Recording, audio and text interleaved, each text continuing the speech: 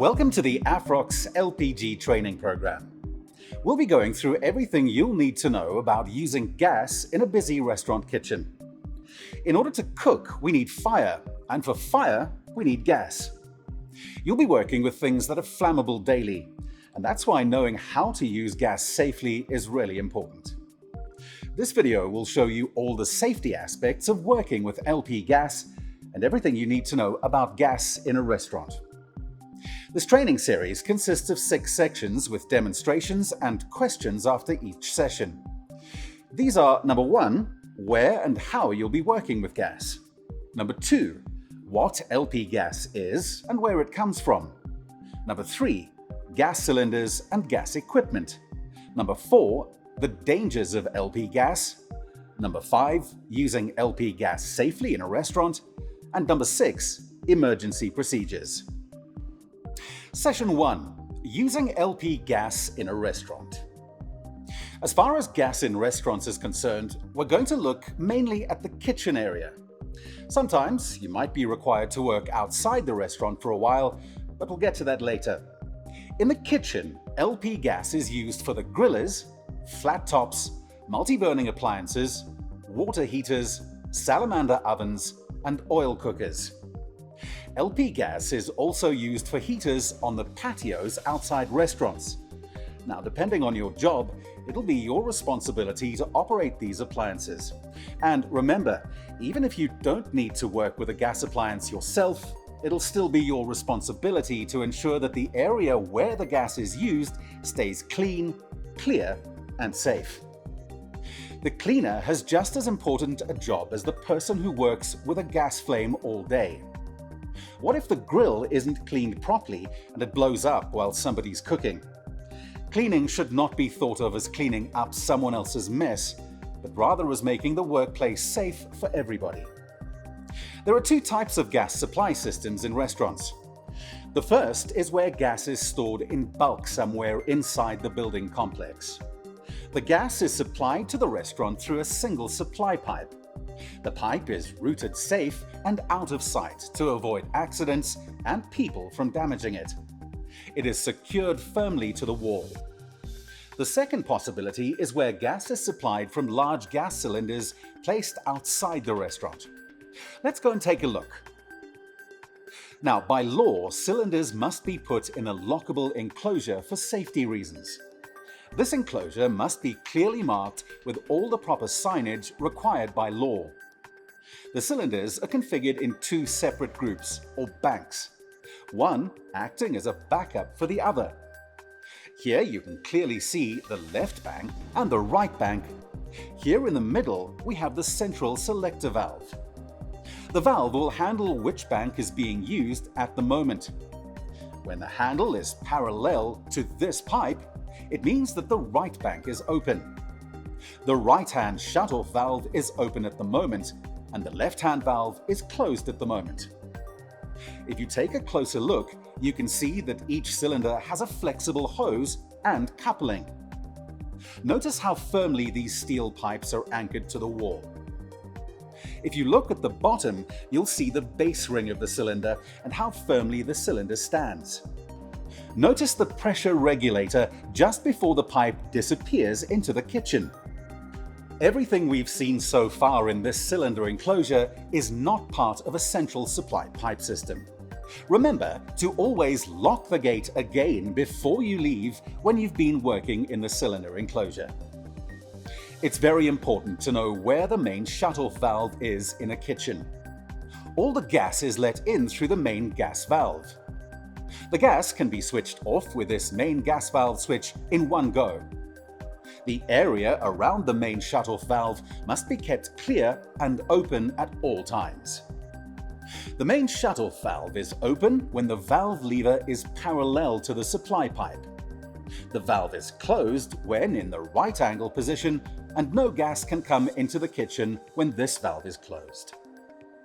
As you can see, there is a gas pipe running along the wall that connects to the gas appliances.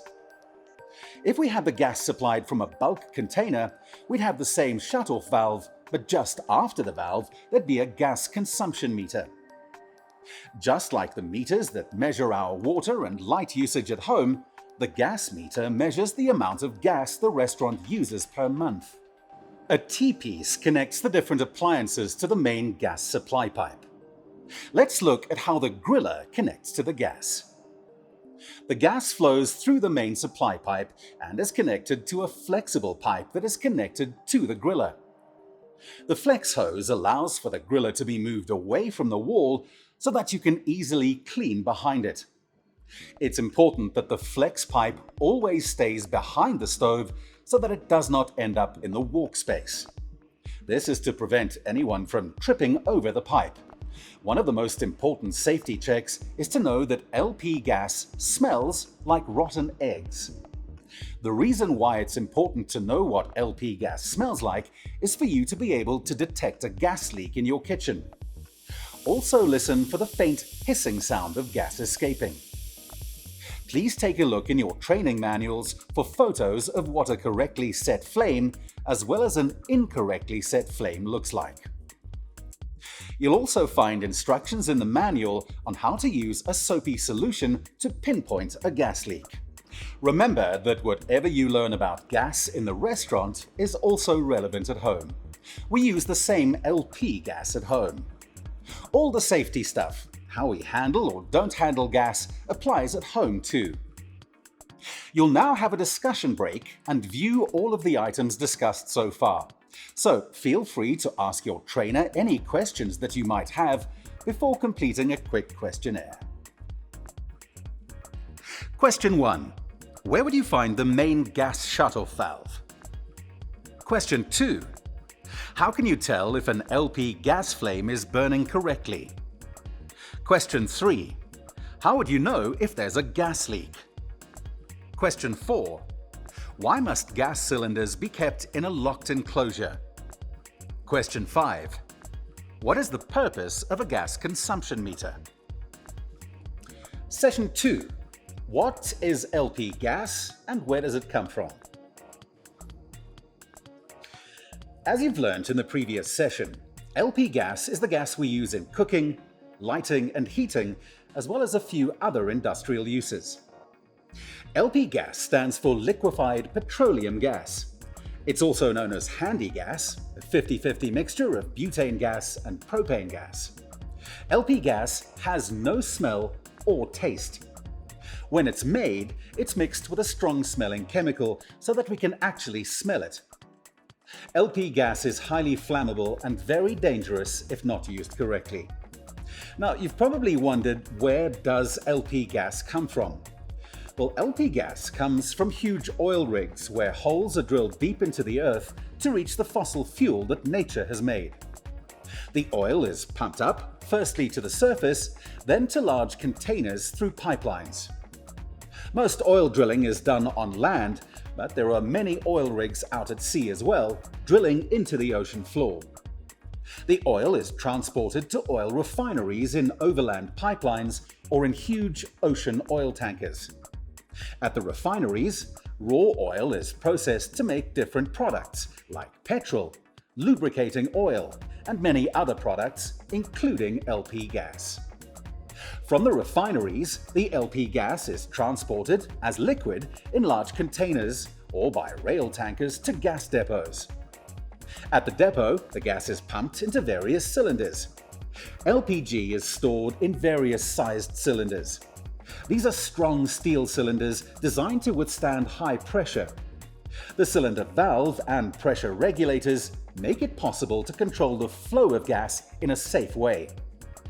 Because LP gas is highly flammable, it's mainly used for cooking, lighting, and heating. But it also has many other industrial uses like gas welding and heat treatment. You're probably wondering how and why LP gas burns. LP gas is a fossil fuel created by nature over millions of years. It has a natural quality for being highly flammable, but on its own, it's unable to burn. It needs oxygen. You'll now have a break to discuss the properties of LP gas. Feel free to ask your trainer any questions that you might have before completing a quick questionnaire. Question 1. Where does LP gas come from? Question 2. Describe the journey of LP gas before it ends up in the kitchen. Question 3. Why can you smell LP gas if it's odorless? Question 4. Why does a gas cylinder have a control valve? Question 5. Name the 3 main uses of LP gas and why it is used for that. Question 6. Why does the gas inside the pipe or cylinder not ignite in spite of it being so flammable? Session 3. Gas cylinders and gas equipment. We'll now look at each item in the gas system in detail. These are all normal LP gas cylinders. You get small ones of 5 to 7 kilograms for the home, medium 9 kilogram cylinders for the dry and light industrial use, and then you get the big 48 kilogram ones, like the ones we saw here in the restaurant. 42 kilograms is their empty weight. When filled, they weigh around 92 kilograms. At the top of the cylinder is the valve with its strong protector ring to protect it from getting damaged. At the bottom is the base or the foot ring. The cylinder has a dome shape on the bottom, and the foot ring helps keep the cylinder stand upright. This is an example of a neoprene hose that's used for LP gas. It's manufactured of the right materials so that the LP gas, which is a petroleum product, will not damage it. It's important to never damage this hose so that the gas does not leak out from it. There's a picture of the brass coupling in your training manual. Please take note of the little black O-ring at the front. This is the part that actually forms a seal, and it should never ever be damaged or over-tightened. You can read more about the steel pipe in your training manuals as well. The pressure regulator is used to reduce the pressure from the inside of the cylinder to the pressure required by appliances. The gas consumption meter works like a water and electricity meter we have at our homes. It measures the right amount of gas flowing through it, and it's read every month to determine the gas consumption of the restaurant so that the restaurant can pay the correct bill. The main shut-off valve has 2 purposes in the restaurant. Firstly, to shut off the gas supply at night, and secondly, in case of emergencies. This is why it must always be accessible and kept clear and visible. The last thing you need to know about is the protective clothing you have to use. There are photographs and more information about it in the training manual. You will now have a break to discuss the equipment covered in this section. Feel free to ask your trainer any questions that you might have before completing a quick questionnaire. Question 1. What is the purpose of the rubber O-ring in a flex hose coupling? Question 2. Why must we use the right type of hose for LP gas? Question 3. What are the 2 things you must remember about the main shut-off valve? Question 4. What is the purpose of the gas meter? Question 5. Why would a pair of steel-toed boots be necessary when working with gas cylinders? Session 4. The dangers of LP gas. You need to be aware of the dangers of LP gas. LP gas inside a closed steel cylinder is perfectly safe. The pressure inside a gas cylinder is more than 3 times higher than the pressure inside car tires. Now, added to the pressure is the fact that LP gas is highly flammable. So, if a gas cylinder is handled incorrectly, it is potentially very dangerous. Gas cylinders have been designed and made in a specific way to ensure that they are safe and easy to use. It's important never to damage, alter, or tamper with gas cylinders in any way.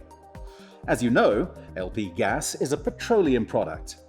It therefore contains natural solvents. So any plastic or rubber hose other than the correct LP gas hose will be damaged and later completely destroyed by LP gas. You cannot use any pipe.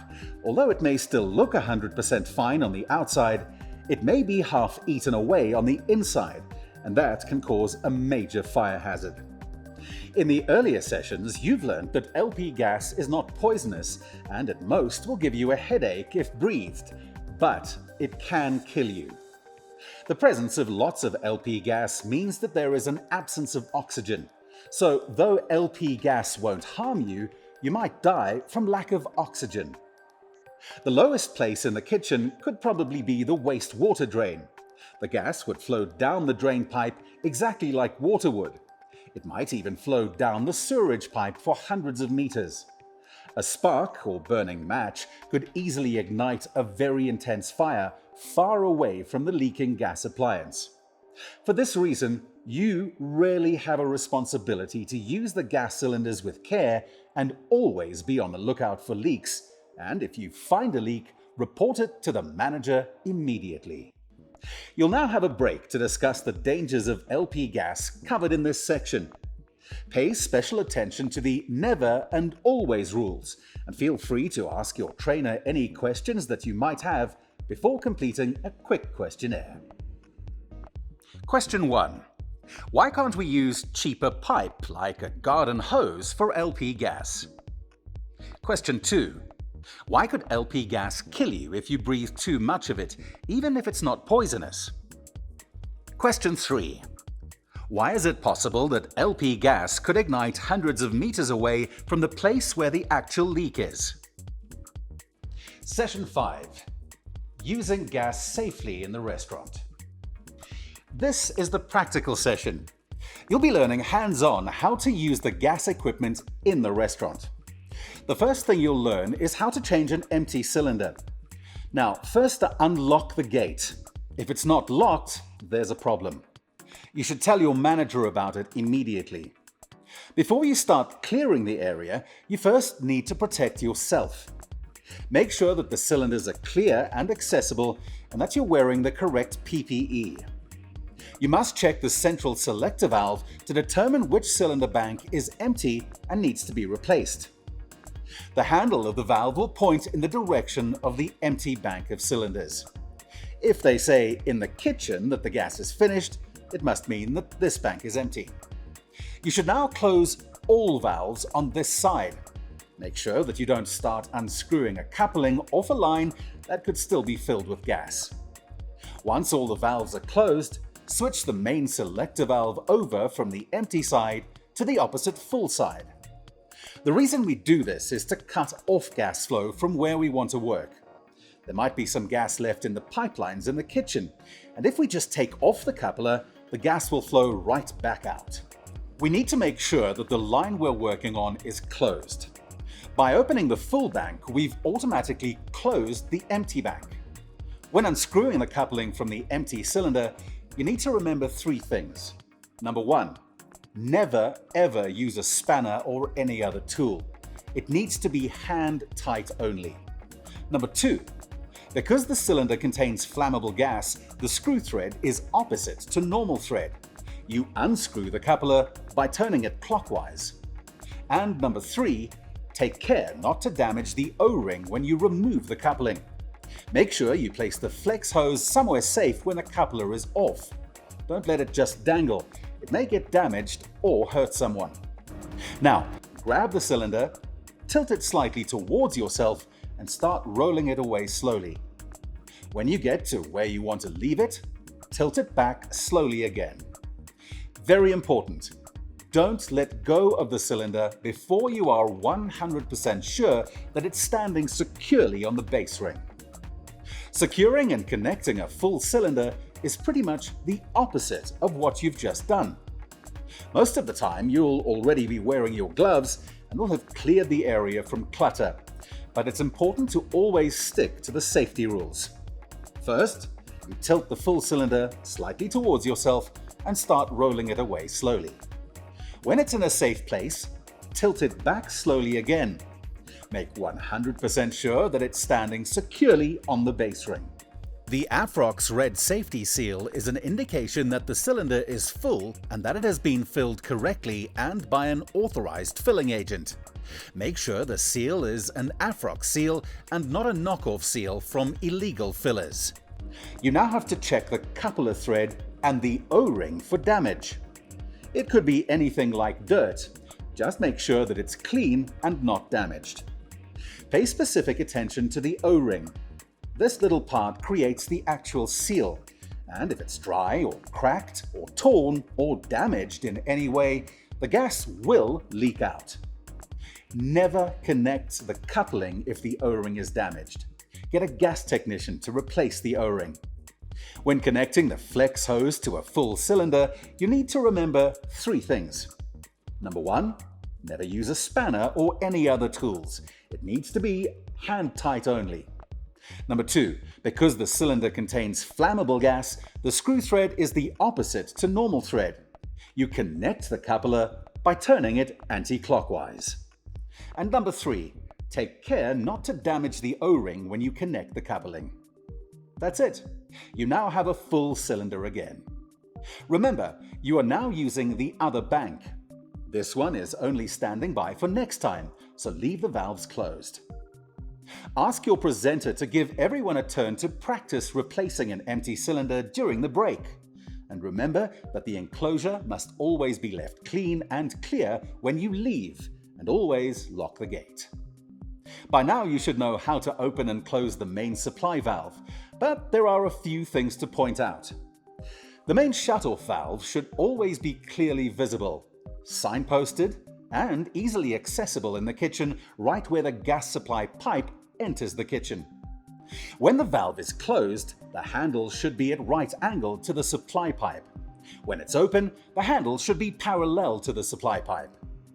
The handle can only move through 90 degrees to the one side. You'll now have a break to discuss the safe use of LP gas covered in this section. Remember to do the practical installation of a full cylinder. Feel free to ask your trainer any questions that you might have before completing a quick questionnaire. Question 1. What is the difference in the thread of an LP gas cylinder valve coupling? Question 2. Where would you look for the emergency shut-off valve? Question 3. How would you know if the main gas supply valve is open or closed? Question 4. Why is it not safe to store things in front of the shut-off valve? Question 5. Why is it important to check the flex hose coupling O-ring for damage before connecting it to the cylinder? Session 6. Emergency procedures. In this last session, we're going to look at emergency procedures.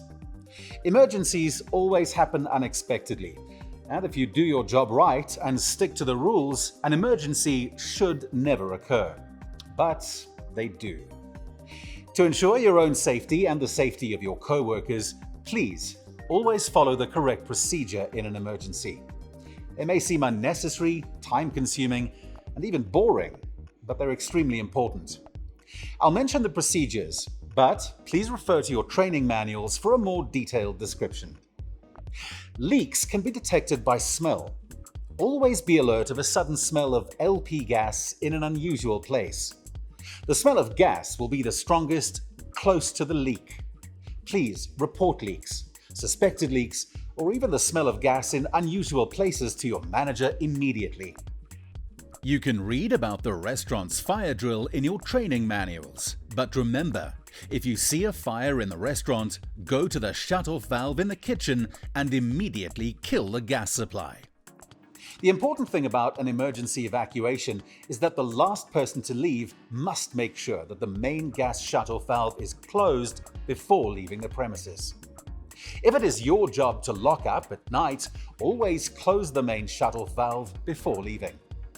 You can obviously not do anything to ensure that crime does not happen, but we can try and minimize our risks. The first thing to do is to always be vigilant and on the lookout for crime. The second thing is to ensure that the gas cylinders are safely locked up in the enclosure outside. Spills cause slippery floors. This can cause people to fall down, and falling down in an area where gas fire cooking is taking place can be very dangerous. Make sure spills are cleared away immediately to minimize risks. Also ensure that the flexible hoses feeding the cooking appliances never block the walk areas. Accidents and emergencies happen. We can't prevent that, but we can be prepared for when they do happen. Most importantly, when they do happen, always think about what is happening to the gas in the place. Then, do something about it to make it safe. This will be your last break to discuss the emergency procedures discussed in this section. Ask your trainer any questions that you might have about emergency procedure before completing a quick questionnaire. Question 1. What should be the first thing you do when there is a fire in the restaurant? Question 2. What can you do to avoid anybody tripping over a flexible hose? Question 3. Besides locking up, what is one of the most important tasks of the last person leaving at night? And that brings us to the end of this course. Please, don't ignore what you've learned. There's more detailed information in your training manuals, and it's in your own interest to follow the proper gas procedures and safety measures. Please remember them, please apply them, and watch this video at least once a month.